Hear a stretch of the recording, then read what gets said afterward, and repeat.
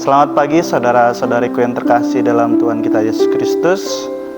Semoga kita selalu sehat dan dalam selalu naungan Tuhan. Saudara-saudariku, bagi kita semua, perceraian atau perpisahan dalam keluarga mungkin sangat menyakitkan. Tetapi terkadang itu menjadi solusi akhir ketika semua jalan ditempuh untuk mencari jalan keluar itu tidak ada lagi. Nah, saya punya cerita untuk mengantar kita pada permenungan kali ini, di mana di sebuah kota terdapat pasangan Katolik namanya Maria dan Anton yang mempunyai anak bernama Clara. Awalnya mereka hidup bahagia, tapi kelamaan karena satu sebab akhirnya mereka memutuskan untuk berpisah. Hingga pada suatu hari ketika Maria mengajak Clara putrinya untuk ke gereja, Maria mendengar pertanyaan dari putrinya mengatakan bahwa Ma, saya melihat patung Yesus tersalib, patung Tuhan Yesus. Apakah dia tidak merasa sendirian seperti yang aku rasakan pada saat ini? Di saat itulah Maria tersentak dan merasa terpukul dengan pertanyaan Clara ini. Akhirnya dia konsultasi dengan Romo setelah misa dan menemukan solusi pada saat itu.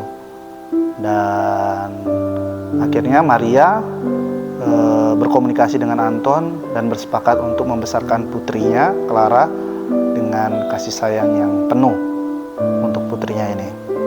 Nah, terkadang hidup kita itu dihadapkan pada situasi yang sulit, termasuk seperti yang dialami oleh Maria dan Anton, yaitu perpisahan, perceraian.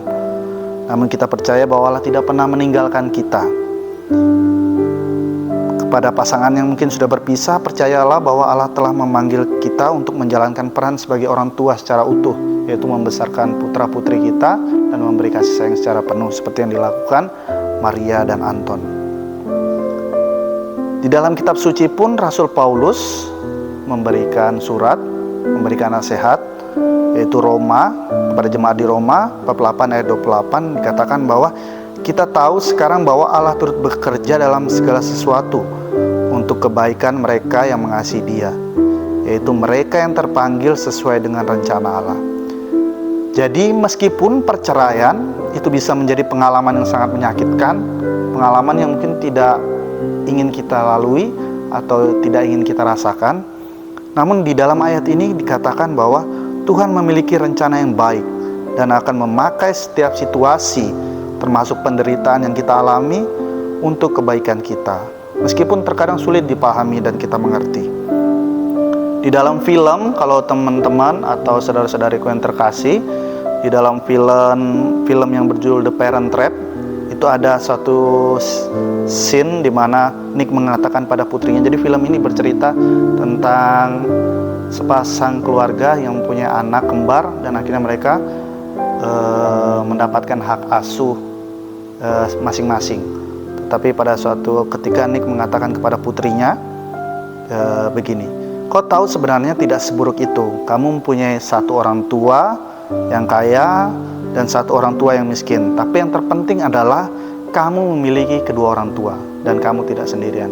Hal inilah yang menjadi penguat dalam kita bahwa terkadang kita anak-anak bingung memilih yang mana harus ikut ayahnya, yang mana harus ikut ibunya. Tetapi yang perlu disyukurilah bahwa ia memiliki kedua orang tua yang hendaknya nanti menjadi pengasuh atau memberikan kasih sayang penuh kepada mereka. Di dalam dokumen gereja pun dikatakan bahwa jangan jadikan anak kalian itu sebagai sandera. Jadi ketika dia bersama dengan ibunya, ibunya mengatakan yang buruk tentang ayahnya dan sebaliknya. Tidak seperti itu, tapi sama-sama bekerja sama untuk memberikan kasih sayang yang penuh kepada putra-putri kita. Saudara-saudariku yang terkasih, ingatlah bahwa anak-anak adalah karunia Tuhan yang harus dijaga bersama. Meskipun jalan hidup mungkin tidak lagi sama, jadi anak-anak tidak membutuhkan pembagian cinta, tetapi cinta yang utuh dari kedua orang tuanya. Jadikanlah kasih Kristus sebagai teladan dalam membimbing mereka, agar mereka itu tidak merasa terbelah, tetapi justru dikuatkan oleh cinta yang dewasa dari kedua orang tuanya.